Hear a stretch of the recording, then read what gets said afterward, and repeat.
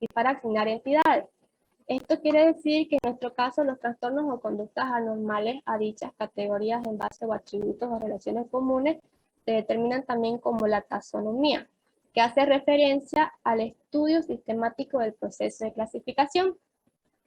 En este también podemos decir que el proceso de clasificación de la taxonomía está en la lógica, los principios y los métodos utilizados en la construcción de un sistema clasificatorio, así como las reglas utilizadas para la identificación de las entidades. En los tipos de clasificación existen la forma extensiva o intensiva. Estos ordenamientos de elementos en categorías dentro de un sistema clasificatorio puede conseguirse atendiendo a diferentes estrategias. Una definición extensiva es aquella que se hace enumerando todos los miembros de una clase, en tanto que una definición intensiva se hace enumerando las características necesarias para la pertenencia a una categoría. En los datos teóricamente utilizados en una clasificación psicopatológica podrían ser de tres tipos. Están atributos sustantivos, acordes con un determinado modelo teórico o escuela psicológica como hábitos condicionados, los atributos longitudinales relativos a la etiología o a la progresión de diversos fenómenos clínicos en el tiempo y en función de las circunstancias. Y por último, los atributos concurrentes, que son aquellas características presentes en un momento dado fundamentalmente reconocidos como los signos o síntomas referidos subjetivamente. Siguiente, por favor. En los modelos de estructura taxonómica en psicopatología, los diversos atributos que componen la base de las clasificaciones psicopatológicas no se distribuyen al azar, sino que parecen organizarse en agrupaciones con una determinada estructura. En la actualidad, las taxonomías están organizadas siguiendo una estructura vertical, horizontal o circular.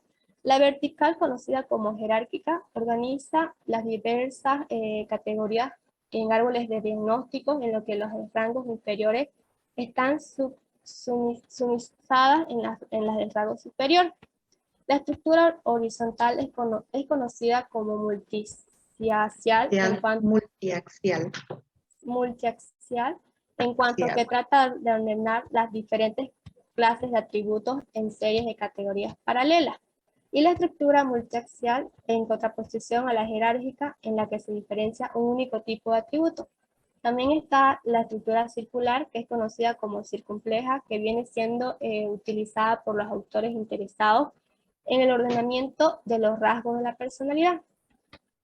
En el desarrollo de las modernas clasificaciones psicopatológicas están los prolegómenos o los sistemas DSM y CIE, donde la primera clasificación psiquiátrica oficial norteamericana apareció en el censo de 1840, creada por encargo del gobierno.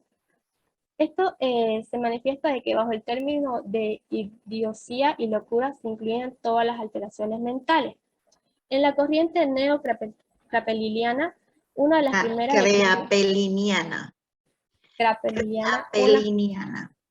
Una de las primeras y principales aportaciones del grupo fue la publicación de los criterios realizados en varios autores del grupo, donde se creó un prototipo de un sistema taxonómico basado en definiciones precisas de las categorías diagnosticadas más frecuentes.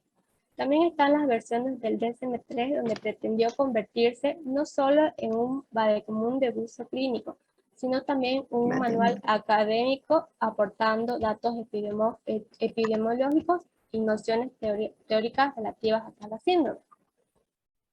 En el DSM-4 también de manera sistemática describe DSM-5. ¿O es DSM-4? Sí, describe cada trastorno de los siguientes. Es DSM-4, no está, el libro no está basado, no había el DSM-5 en el libro, con el libro de psicopatología, del manual de psicopatología de Amparo Belloch. Sí, es que saqué un fragmento donde dice que en la actualidad el principal objetivo formulado por esta última edición es conseguir mejorar la validez del sistema clasificatorio de los diagnósticos. Siguiente, por favor. En el libro 3 de Psicopatología y Psicoanálisis de Inés Sotelo, capítulo 1, las enfermedades mentales entre la psiquiatría y el psicoanálisis. Miles en un taxatismo afirmó que no hay clínica sin ética, lo que dice que la experiencia analítica deja entre paréntesis los valores o ideales comunes a todos, incluidas, y al mismo tiempo sostiene la ética del deseo del analista, del caso por caso, del bien decir y del uno por uno. Esto quiere decir que destaca allí que la cura se dirige a partir del deseo del analista, que nada tiene que ver con lo que el analista quiere para su paciente, sino que el deseo del analista es una categoría ética a la vez que tiene una técnica de que opera en la cura. Luego está en que Lacan utilizó la práctica psiquiátrica para ofrecer un más allá, debido a que no daba clases, sino que se presentaba a sí mismo. Su posición como analista en la escucha de cada detalle de ese sujeto único, singular, no clasificable que había aceptado ser entrevistado. Por otro lado está la medicina moderna, que se habla de que la organización y transformando la percepción médica, los galeanos describieron lo que durante siglos fue invisible para los demás. Entonces, se basa en que la mirada, el ver, descubre y aporta claridad a los fenómenos, siendo el objeto del discurso un sujeto sobre el cual se apoya en una estructura científica. La psicopatología como disciplina disciplina que construirá sistemas conceptuales a partir de las conductas anormales, es decir, del padecimiento psíquico humano, de las dificultades del hombre en la relación con los otros y consigo mismo. A lo largo de la historia, Thomas Kuhn propone el modelo de los paradigmas, que constituye el conjunto de saber establecido que sostiene la ciencia normal en su función. Siguiente, por favor.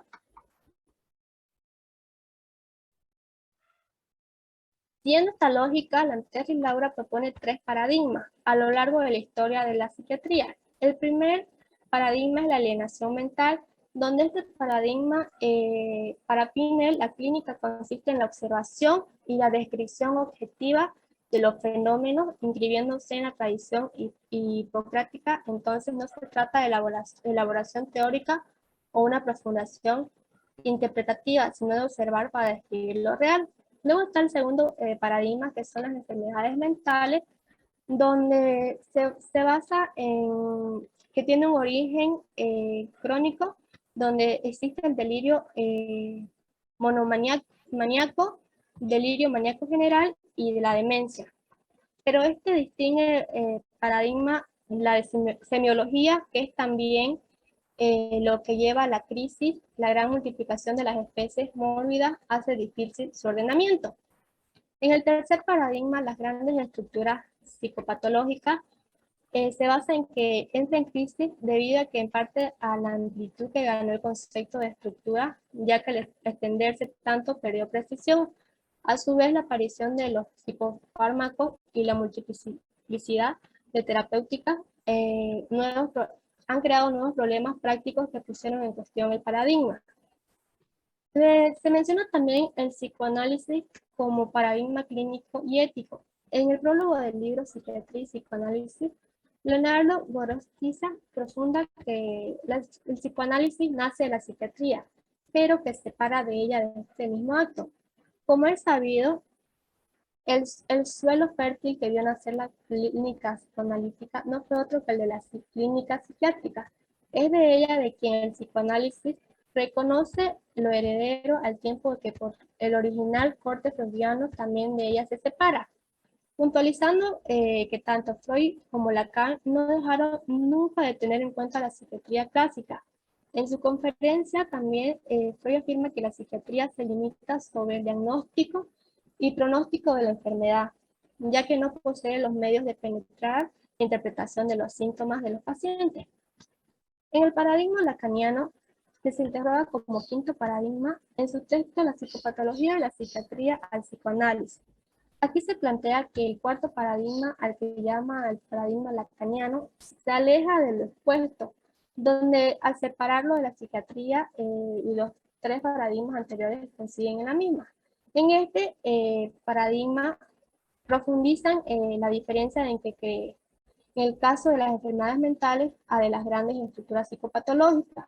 La influencia del psicoanálisis fue muy importante, en especial, como mencioné antes, la distinción entre lo que existía de los diferentes diversos eh, diagnósticos o trastornos que los pacientes padecían.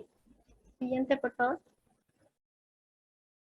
En el libro 4, conferencia dictada en el cuarto encuentro americano de psicoanálisis, El ruiseñor de Lacan, se menciona una frase donde dice, donde parte toda la lectura, que una parte de la enseñanza es repetición. No hay que destacar ni despreciar esta parte de la enseñanza. Repetir lo ya dicho, lo acumulado por los que vinieron antes que nosotros. Es decir, que se habla de dos vertientes, el repetir e investigar.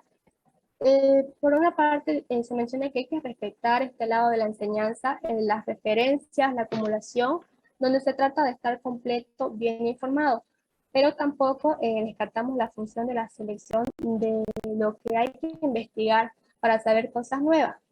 Esta vertiente última está en la contingencia de que no tenemos seguridad, pero en la repetición sí tenemos seguridad. Luego, el pensamiento de Lacan ante el seminario donde habla del psicoanálisis, podemos ver de que para él, durante 30 años, contribuyó al sentido que tiene esta palabra, al menos en la lengua francesa.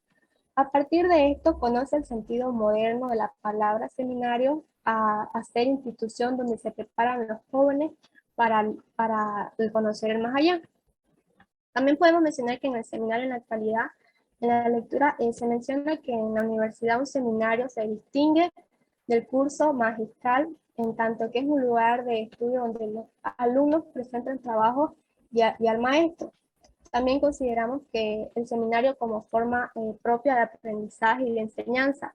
No se puede decir que las intervenciones de los alumnos tengan un gran lugar en el seminario de Lacan, sino que por el contrario presentan más bien una forma residual. Luego, en el seminario de Lacan comenzó como un seminario de lectura de las obras de Freud. Los 10 primeros siempre tienen como referencia uno de los libros de Freud. A su vez, Lacan tuvo también un modelo a seguir, que fue el de que se explica, de que él habla de que hay un funcionamiento de tratar una lectura creativa, una expansión y una puntuación de la fenomenología del espíritu a partir de la dialéctica del amo y el esclavo. Siguiente, por favor. Aquí se menciona que si según Freud el sueño fue el camino, también la vía real para acceder al inconsciente, para varias generaciones el seminario de Lacan se presentó como una vía real para acceder al psicoanálisis, en la medida en que no era un procedimiento, no era un método, sino que se jugaba algo del deseo y la culpa en su producción. A la vez también Lacan creó una lengua especial para hablar del inconsciente en el psicoanálisis, que se impone cada vez más fuera de sus alumnos inmediatos. Mediante el diagnóstico, una va de los signos a la clase. También se menciona que a partir de los signos patológicos puede ubicar en el encuadre la clase a la cual se refiere. Es decir, que por esta razón la práctica del diagnóstico a nuestro individualismo contemporáneo que se resista a la transformación ejemplar, apunta de que dudar de estas clases es una cultura también del historicismo que nos enseña que cada categoría que utilizamos de manera cotidiana tiene una historia para saber, y como también se menciona en la noción del seminario, que nos ofrece continuamente el carácter histórico de esta categoría. Por otro lado, Lacan formula, hay una clínica, hay síntomas típicos, pero también deja entender que esto no va muy lejos, donde se relaciona en lo lógico que lo designa cuando muestra que el estatus científico de una noción general de la similitud es dudosa y casi imposible de definir científicamente. Por eso indica que nada es más fundamental para el pensamiento y para el lenguaje que nuestro sentido de la similitud. En la lectura también se habla sobre el nominalismo, que va con el pragmatismo, que es la alianza del nominalismo que afirma que solo existe el individuo singular y que todos los nombres son artificios, y el pragmatismo define si se quiere artificiosos. Y el pragmatismo define si se quiere el espíritu posmoderno. Es decir, que en el espíritu del DSM, porque en la nosografía evoluciona en función de nuestros medios de actuar, en la sincronía del encuadre, donde depende en verdad la acción y el invento de los medios de acción en esto.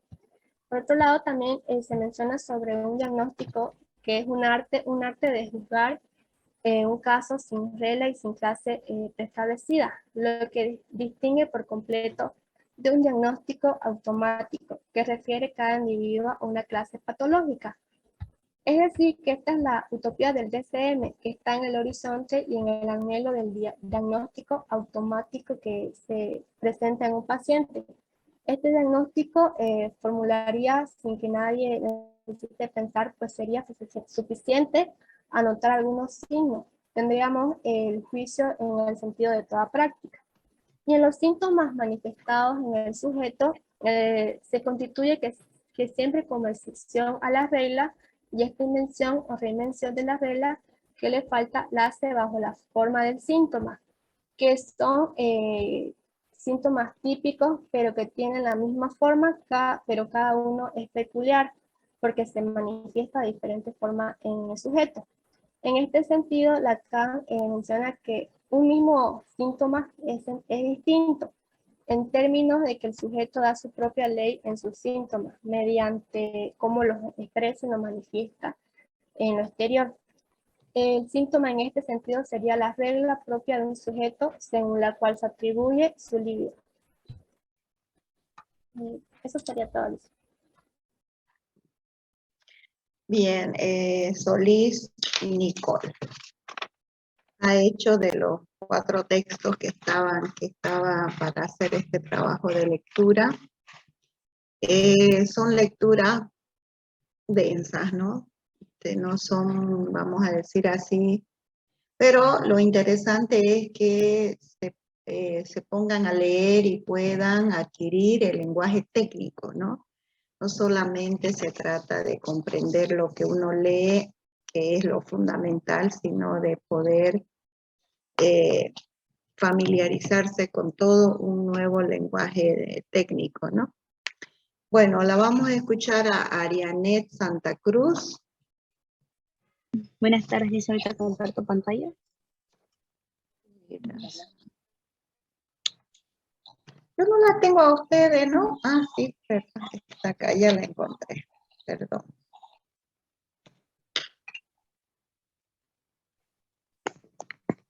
Un ratito, por favor.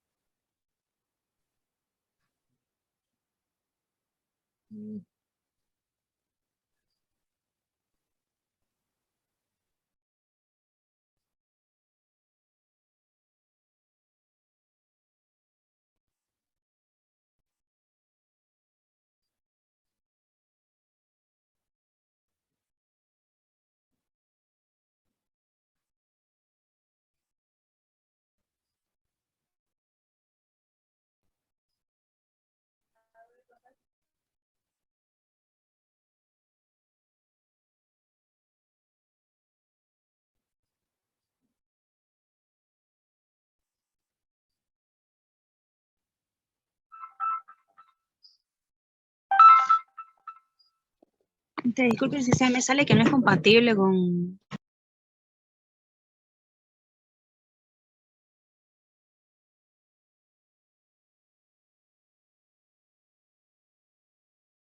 ¿Qué le pasa a Arianet, perdón?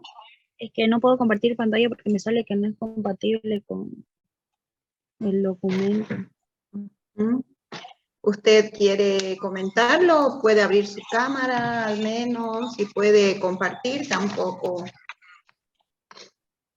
Si lo puedo convertir a PDF, ¿me daría un ratingo, por favor? Bueno. Gracias. Bueno, mientras hace eso, Nicole puede abrir su cámara, pueden abrir todos su cámara. Tienen preguntas para Nicole. No sé si Nicole nos puede comentar también, ya sin leer, qué fue lo que comprendió qué es lo que le queda de las lecturas realizadas, qué es lo que más le quedó de aquello. Sí, a mí me llamó mucho la atención lo que se menciona de que el diagnóstico es un arte, ya que se explica de que nosotros como, bueno, como terapeutas o los que trabajan en ese término, eh, tienden a seguir una, una, una guía, se podría decir, de lo que van expresando sus pacientes. Es decir, que como es un arte, van rescatando lo importante, como mencionaba antes, el diagnóstico principal, que es el cual es importante para poder tratar al paciente y saber cómo llegar a manejar estos síntomas que de algún modo pueden expresarse como en proyección, también se podría decir, o fobia o síntomas que hacen malestar al paciente, donde, como también se mencionaba, de que es un juicio en el sentido de esto es una práctica, que no solo es un conocimiento, sino que es saber manejarlo para que el paciente tenga una mejoría con lo que nosotros aportamos hacia él. Es el arte de juzgar un caso sin regla. Hay que saber qué es lo que es un arte, ¿no? Sí. Digamos, el diagnóstico, dice Miller, es un arte, es el arte de juzgar un caso sin regla. ¿Y el arte qué es el arte? Podríamos buscar en el diccionario, tendríamos que buscar una definición de arte, ¿no? Aparte de las ideas que podemos tener de lo que es un arte, digamos, pero podríamos ver cuál es el significado de arte, ¿no? Entonces dice, el arte es una actividad, este es un diccionario de Oxford, que está en el Google, dice arte, actividad en la que el hombre recrea con una finalidad estética, un aspecto de la realidad o un sentimiento en formas bellas, valiéndose de la materia, la imagen o el sonido. Es un nombre ambiguo, dice, ¿no? Segundo significado, conjunto de obras que resultan de esta actividad, así como las diferentes tendencias o estilos de las mismas, dice. Arte romántico, por ejemplo.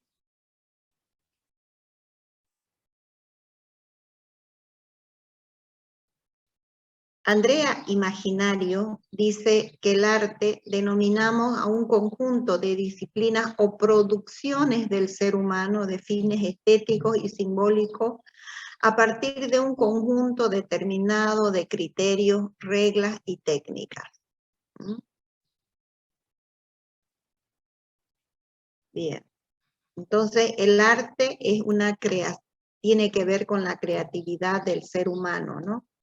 Justamente es lo más opuesto, como nos lo plantea, a el hacer un diagnóstico automático como lo es el DSM. Entonces, para el DSM se trata de un diagnóstico automático, ¿no? Donde uno constata un número de síntomas y hace un etiquetamiento a la persona, ¿no?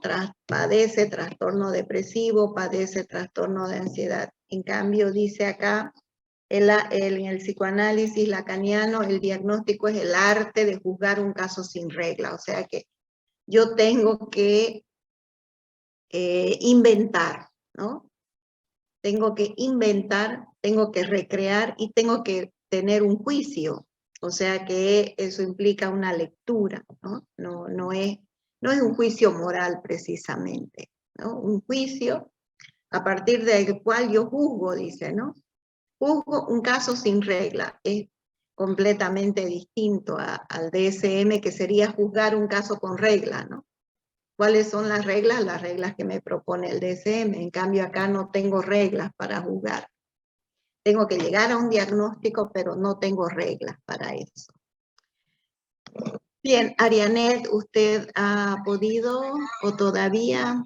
Quiero, Ya, ¿lo puedo compartir ahorita? Ya lo voy a compartir.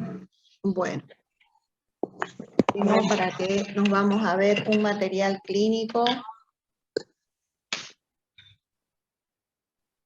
38 te puedo dar. Punto. Listen, buenas tardes. Mientras la compañera arregla su problema, si desea, puedo compartir pantalla yo para defender sobre las lecturas. Entendí que Ariane ya lo había arreglado su problema. A ver. Veamos qué dice Ariane. No, me sigue fallando. Que hable ella un rato. Bueno, a ver entonces, Melgar, ¿quién fue que habló? Melgar Vargas, Gabriela. Sí, Listen. Bueno, a ver.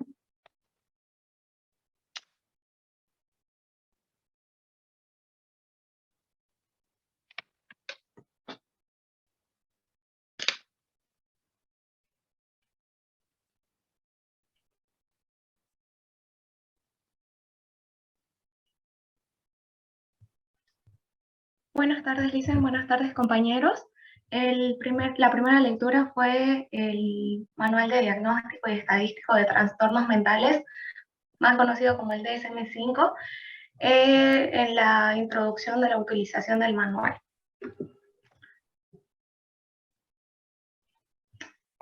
Como objetivo principal del DSM-5, tenemos que consiste en ayudar a los profesionales de la salud en el diagnóstico de trastornos mentales para los pacientes, como parte de valoración de un caso que permite elaborar un plan de tratamiento perfectamente documentado para cada paciente. En el abordaje para formulación de un caso clínico tenemos la formulación del caso, que consiste en que cualquier paciente debe incluir una historia clínica detallada y un resumen detallado de los factores sociales, psicológicos y biológicos que estos pueden haber contribuido en la aparición de dicho trastorno mental. Ahora, ¿qué es un trastorno mental? Un trastorno mental es un síndrome que está caracterizado por una alteración clínicamente significativa del estado cognitivo. Es la regulación emocional o el comportamiento del individuo que está reflejado a una difusión de procesos psicológicos, biológicos o del desarrollo que subyacen a una función mental. Habitualmente los trastornos mentales van asociados a un estrés significativo, a una discapacidad, ya sea social, laboral o de actividades importantes cotidianas. El diagnóstico del trastorno mental debe tener una utilidad clínica. Este debe ser útil para que el médico determine el pronóstico, los planes de tratamiento y los posibles tratamientos terapéuticos para los pacientes. Los elementos de un diagnóstico deben ser los criterios diagnosticados que estén planteados como directrices para establecer un diagnóstico, y para que puedan ser utilizados deben estar presididos por un juicio clínico. Una vez hecha la evaluación de los criterios de diagnósticos, este será el médico quien decida la aplicación de los subtipos y o especificadores del trastorno que considere que estén más adecuados para el tratamiento. Siempre que sea posible, se indicarán los criterios específicos para definir la gravedad del trastorno. Esto se refiere a si fue un trastorno leve, moderado, grave, extremo. También sus características descriptivas, como ser introspección buena o aceptable, o un entorno controlado. Y su curso, que se refiere a remisión parcial o remisión total recidiva. Recidiva, es que vuelve. El diagnóstico se divide en dos: diagnóstico principal y diagnóstico provisional. El diagnóstico principal es cuando el paciente hospitalizado recibe más de un diagnóstico. Este diagnóstico es el principal a la afección, se establece como causa fundamental al ingreso del paciente, mientras que el diagnóstico provisional se utiliza cuando existe una una fundada suposición de que al final se cumplirán todos los criterios de dicho trastorno, aunque en el momento de establecer el diagnóstico no exista la información suficiente para considerarlo como un trastorno definitivo. Ahora pasando al segundo libro, el Manual de Psicopatología de Amparo Belloch, el capítulo 4, la clasificación y diagnóstico en psicopatología, página 127. Tenemos la introducción, que aquí ella menciona que las conductas anormales constituyen fenómenos complejos, supuestamente multideterminados y frecuentemente incomprensibles. Al igual que ha sucedido con otros fenómenos naturales, la historia ratifica la existencia de múltiples intentos de clasificación de las alteraciones de la conducta bajo perspectivas acordes con los valores y los avances científicos de cada época. Las cuestiones básicas sobre las clasificaciones naturales se entienden por clasificación a cualquier procedimiento utilizado para construir agrupaciones o categorías que estén para asignar entidades o, en nuestro caso, trastornos o conductas anormales. También dichas categorías en base a atributos o relaciones comunes. Ella menciona el término taxonomía. Este hace referencia al estudio sistemático del proceso de clasificación, es decir, a la lógica, los principios y los métodos utilizados en la construcción de un sistema clasificatorio, así también como las reglas utilizadas para la identificación de las entidades. La clasificación patológica que ella menciona pretende proporcionar al científico y al clínico importantes ventajas. Como primer punto tenemos aportar la nomenclatura y terminología común que facilite la comunicación y favorezca la fiabilidad. Luego tenemos servir de base acumulativa de documentación e información sobre cada categoría clínica, suministrar la información descriptiva de cada una de las entidades de clínicas básicas, permitir predicciones desde una perspectiva longitudinal y suministrar los conceptos básicos para hacer formulaciones teóricas. Otra importante distinción de las clasificaciones que ella da es la que corresponde a los enfoques taxonómicos, empíricos e inferenciales. El enfoque empírico se limita estrictamente a los hechos observables, mientras que el inferencial va más allá de lo inmediatamente observable y hace suposiciones o inferencias respecto a las causas y procesos subyacentes como base para la clasificación.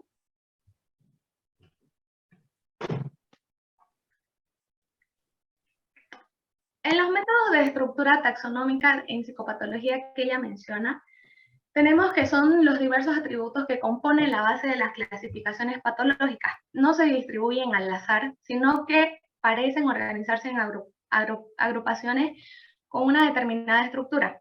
En la actualidad, las taxonomías están organizadas siendo una estructura vertical, horizontal o circular.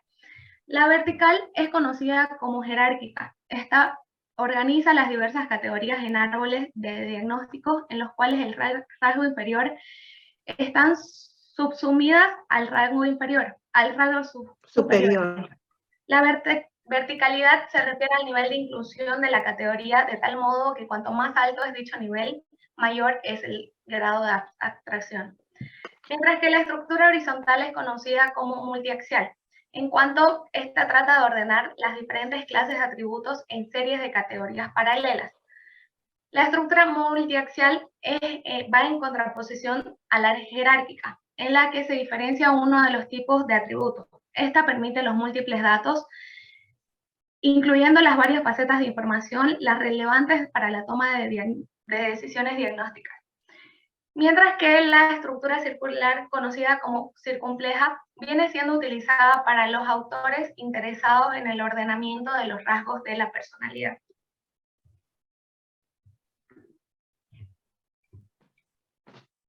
En la actualidad, el principal objetivo para la edición del DSM-5 es conseguir mejorar la validez del sistema clasificatorio, basándose en la etiología de los trastornos, lo cual exige cambios en la solución estructural de la nueva clasificación y los procesos a seguir, que estos deben basarse en la investigación empírica para así enriquecer la base de datos disponibles y facilitando la integración de los hallazgos derivados de diferentes áreas como ser biológicas y clínicas, lo cual requerirá la definición de categorías apoyándose en hallazgos obtenidos en estudios animales, genética, neurociencia, epidemiología, investigación clínica y servicios interculturales.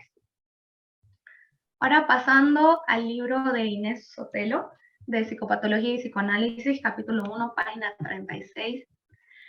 Comenzando con que el término de psicopatología nace en el año 1896 por abreviatura de psicología patológica. ¿Cómo se denominó a esta abreviatura? Psiquiatría. La medicina moderna nace sobre el siglo XVIII, reorganizando y transformando la percepción médica. Los galenos describieron lo que durante siglos fue invisible y no enunciable, cambiando entonces la relación de la mirada con lo visible y la relación entre el lenguaje y el dominio de las cosas. Ella los divide, en el libro se menciona que se dividen en paradigmas. El primer paradigma es la alineación mental. Pero estos paradigmas ella los saca de Lanter y Laura, no son de ellas, digamos, ¿no? Ella los cita a Lanter y Laura como el autor de la propuesta de los paradigmas, ¿no? Sí. Eso es importante decirlo, y a su vez Lanter y Laura hace eso utilizando los paradigmas científicos de Thomas Kuhn, la definición de paradigma científico de Thomas Kuhn. Entonces podemos sacar el primer paradigma, que es la alineación mental. Este paradigma se inaugura en el año 1793, cuando Pinel es nombrado como director en el hospital de Bicêtre. Se corresponde con la introducción de la locura al campo de la medicina. Pinel postula 3 tipos de causas para la misma, que son causas físicas, que pueden ser como el traumatismo, estas pueden producir lesión, causas hereditarias y por último, causas morales. También encuentra la locura en 4 especies, que él las menciona como la manía, la melancolía, la demencia y el idiotismo. Este paradigma entra en crisis a mediados del siglo XIX, cuando Palret publica la Palret, es Palret, no es Palret. Publica la no existencia de la monomanía. En el segundo paradigma, las enfermedades mentales, Palret se inscribe dentro de la clínica diacrónica, diferenciándose tajantemente de Pinel y Esquirol. Esto él lo menciona en su tesis publicada en el año 1822, donde plantea que la alienación mental, acompañada de perturbaciones motoras, parálisis general, esto tiene su origen en la meningitis crónica, que además esta se evoluciona en 3 fases. La primera fase, el delirio monomaníaco con exaltación y el delirio maníaco general con agitación. Y como tercer fase tendríamos la demencia.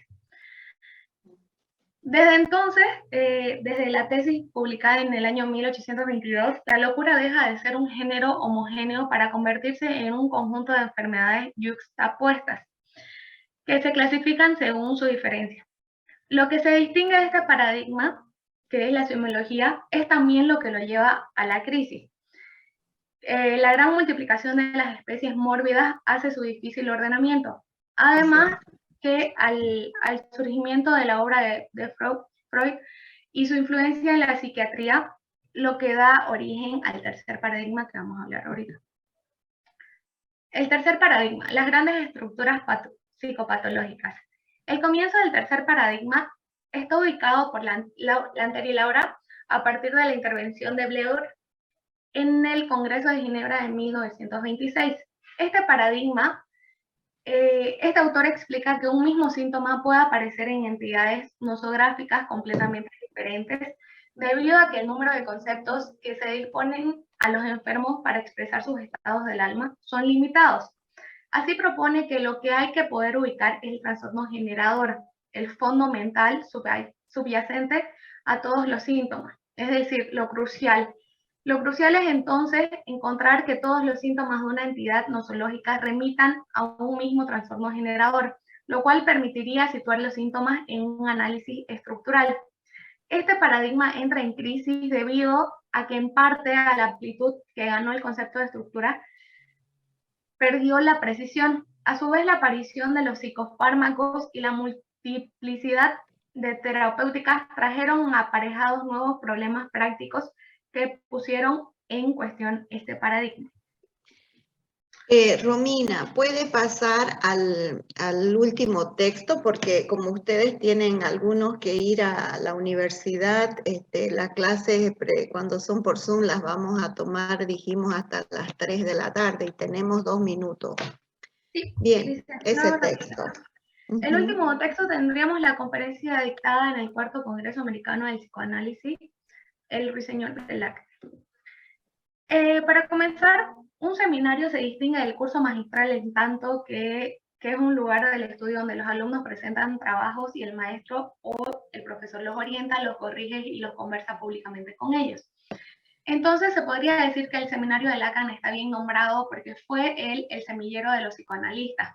Fue un lugar de formación en el psicoanálisis. En las formaciones del inconsciente se puede decir que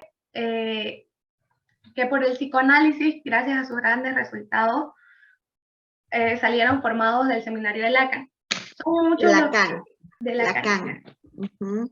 El seminario no era una técnica de Lacan, sino que este comenzó con un seminario de lectura de la obra de Freud. Los 10 primeros siempre tienen como referencia 1 o 2 libros de Freud. El seminario de Lacan era otra cosa que simplemente los mencionados ingredientes. Se trataba del discurso de alguien que día a día o semana tras semana se agitaba alrededor del inconsciente y este manifestaba que el psicoanálisis era a la vez su práctica y su dificultad, su preocupación. A partir de los textos de Freud y de otros que contaba su forma de actuar que claramente cambiaba a medida que pasaba el tiempo, este logró transmitir el psicoanálisis como una disciplina, pero a la vez lo lograba reinventar a su manera. Finalmente, del libro, algo que recalco es que él menciona que el universal de la clase, de cualquier clase que sea, nunca está completamente presente en un individuo. Esto es algo que hay que recordar en la clínica cuando utilizamos nuestras categorías y clases. No solamente para descartarlas, sino que para poder manejarlas tenemos que saber su carácter pragmático, artificial. Y no se trata de aplastar al sujeto con las clases que utilizamos. Gracias. Bien. Vamos a dejar acá nuestra reunión de hoy y el día miércoles de manera presencial vamos a hablar, ustedes van a llevar preguntas sobre el tema 4 y los que quieran dar su control o su trabajo de lectura del tema 3 todavía lo pueden hacer el miércoles o en su defecto quienes quieran dar su control del tema 4. Bien, entonces eso para el miércoles de manera presencial. Que tengan buena tarde. Hasta luego. Gracias, licenciada. Hasta luego. Luego, licenciada.